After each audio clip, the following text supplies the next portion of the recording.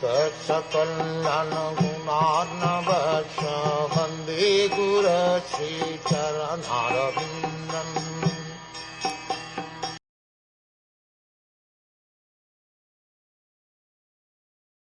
It is better to execute one's own occupational duty than to criticize others.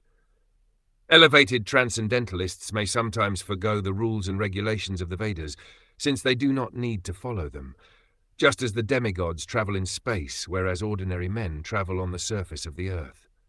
The behavior of the most elevated transcendentalist and that of the most fallen conditioned soul appears to be the same.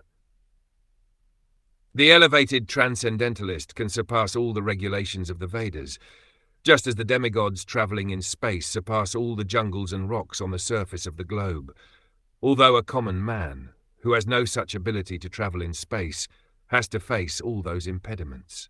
Although the most dear Lord Shiva appears not to observe all the rules and regulations of the Vedas, he is not affected by such disobedience. But a common man who wants to imitate Lord Shiva is mistaken. A common man must observe all the rules and regulations of the Vedas, which a person who is in the transcendental position does not need to observe.